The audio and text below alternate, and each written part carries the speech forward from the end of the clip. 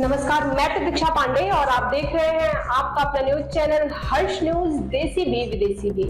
आइए रुक करते हैं कुछ प्रमुख खबरों की ओर। बेटियों में खूब आत्मविश्वास होता है, महिला दिवस पर बोले सीएम योगी। 18 मार्च से शुरू होगा यूपी बोर्ड कापियों का मूल्यांकन, शिक्षक और कर्मचारी नहीं ले जा सकेंगे इलेक्ट्रॉनिक उपकरण। लखनऊ जा रही आंगनबाड़ी कार्यकर्तियों को रोका, डुमरियागंज में ही धरने पर बैठी कार्यकर्तियां। टटीरी गाने को लेकर विवाद हुआ शुरू, बादशाह ने मांगी माफी। ईरान की लाइफलाइन माने जाने वाले तेल डिपो पर हुआ हमला, आसमान में दिखे आग के गोले और धुएं का काला गुबार। मुख्यमंत्री योगी आदित्यनाथ ने अंतर्राष्ट्रीय महिला दिवस के अवसर पर आयोजित रोजगार महाकुंभ 2026 को संबोधित करते हुए कहा कि बेटियों में खूब आत्मविश्वास होता है, उन्हें समान अवसर मिलने चाहिए।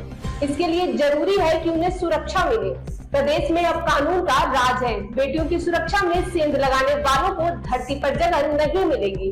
अगर किसी श्रोते ने बेटियों से अभद्रता की तो चौराहे पर यमराज के दूत उसका टिकट काटने के लिए बैठे हैं।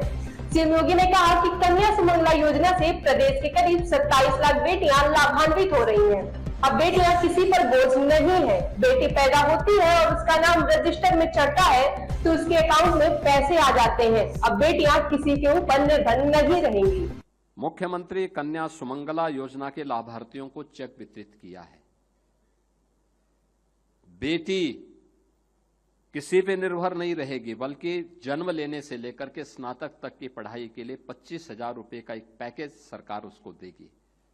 और उस क्रम में आपने देखा होगा अलग अलग उम्र की बेटियां, यानी बेटी जन्म लेगी, जैसे ही रजिस्टर में नाम चढ़ेगा पैसा उसके अकाउंट में आएगा।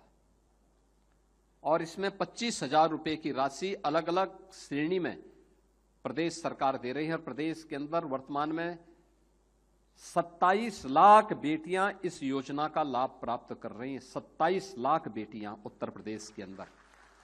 यूपी बोर्ड परीक्षा 2026 की उत्तर पुस्तिकाओं का मूल्यांकन 18 मार्च से शुरू होकर 1 अप्रैल तक प्रदेश के 249 मूल्यांकन केंद्रों पर किया जाएगा।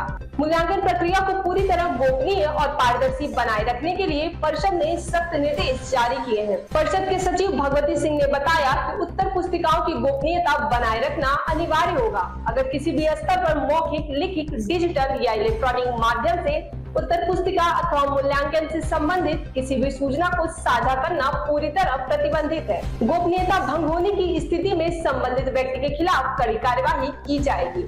मूल्यांकन कार्य की निगरानी के लिए प्रत्येक जिले में एक पर्यवेक्षक नियुक्त किए जाएंगे। वहीं प्रत्येक मूल्यांकन केंद्र पर जिलाधिकारी द्वारा स्टैटिक मजिस्ट्रेट की तैनाती की जाएगी। मूल्यांकन कार्य वॉइस रिकॉर्डर युक्त सीसीटीवी कैमरे की निगरानी में कराया जाएगा। इसकी कनेक्टिविटी जनपद तथा राज्य स्तरीय कंट्रोल रूम से होगी। मूल्यांकन कार्य में लगे शिक्षकों और कर्मचारियों को मोबाइल फोन या किसी भी प्रकार के इलेक्ट्रॉनिक उपकरण मूल्यांकन कक्ष में ले जाने की अनुमति नहीं होगी। मूल्यांकन केंद्रों की सुरक्षा के लिए अवांछनीय तत्वों पर नजर रखने हेतु LIU और सादे कपड़े में पुलिसकर्मियों की तैनाती भी की जाएगी। उत्तर प्रदेश के सिद्धार्थनगर जिले के डुमरियागंज क्षेत्र में शनिवार देर शाम उस समय स्थिति तनावपूर्ण हो गई जब पुलिस ने आंगनबाड़ी कार्यकर्तियों और सहायिकाओं को लखनऊ जाने से रोक दिया।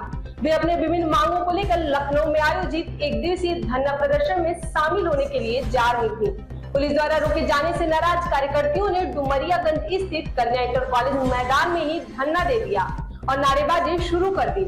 जानकारी के अनुसार डुमरियागंज क्षेत्र के विभिन्न ब्लॉकों से बड़ी संख्या में आंगनबाड़ी कार्यकर्तियां और सहायिका प्रदेश स्तरीय आंदोलन में भाग लेने के लिए लखनऊ जा रही थी। इस दौरान पुलिस बल ने उन्हें आगे बढ़ने से रोक दिया और पुलिस की इस कार्रवाई से नाराज कार्यकर्तियों ने वहीं धरना देना शुरू कर दिया और अपनी मांगों को लेकर विरोध प्रदर्शन करने लगे। गायक और रैपर बादशाह अपने नए गाने टटीरी को लेकर विवादों में घिर गए हैं। बादशाह के इस गाने के खिलाफ पंचकुला के साइबर पुलिस स्टेशन में 6 मार्च 2026 को FIR दर्ज की गई है। हरियाणा पुलिस ने आदित्य प्रतीक सिंह सिसोदिया उर्फ बादशाह के खिलाफ लुकआउट सर्कुलर जारी करने की प्रक्रिया शुरू कर दी है और उसे पुलिस के सामने पेश होने का नोटिस जारी किया है। पुलिस ने एक्स पर एक पोस्ट में लिखा, पुलिस टीमें गिरफ्तारी के लिए छापेमारी कर चुकी है। पंचकुला पुलिस ने विवादित गाने को YouTube से हटा दिया है।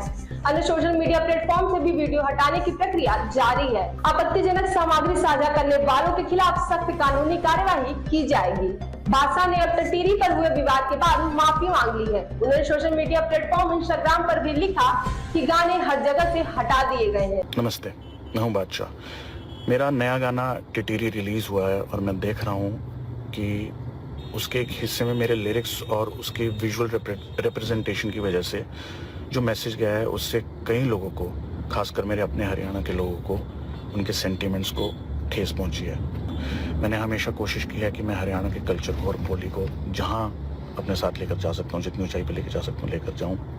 लेकिन अगर उस हिस्से से किसी को भी ठेस पहुंची है तो मैं तहे दिल से आप सबसे क्षमा मांगता हूं। मैं उम्मीद करता हूं कि आप मुझे हरियाणा का बेटा समझकर, अपना बेटा समझकर मुझे माफ करेंगे। मिडिल ईस्ट में जारी युद्ध ने अब तक का सबसे भीषण मोड़ ले लिया है। शनिवार देर रात अमेरिका और इजरायली सेना ने ईरान की राजधानी तेहरान पर जबरदस्त हवाई हमले किए। इस बार हमलों का मुख्य निशाना ईरान की लाइफलाइन माने जाने वाले तेल डिपो और ऊर्जा बुनियादी ढांचे बने हैं। हमलों के बाद पूरी राजधानी में धमाकों की गूंज सुनी गई और दूर दूर तक आग की लपटें और धुएं का गुबार देखा गया। सूत्रों के अनुसार दक्षिण तेहरान और उत्तर पश्चिमी इलाके में स्थित शाहरान तेल डिपो पर मिसाइलें गिराई गई। हमले इतने सटीक और भीषण थे कि धमाकों की आवाज पड़ोसी शहर करस तक के सुनाई दी। सोशल मीडिया पर वायरल फुटेज में तेहरान के आसमान में आग के विशाल गोले और धुएं का काला गुबार साफ देखा जा सकता है। ऐसी और तमाम खबरों के लिए हमारे चैनल हर्ष न्यूज को लाइक और सब्सक्राइब करें।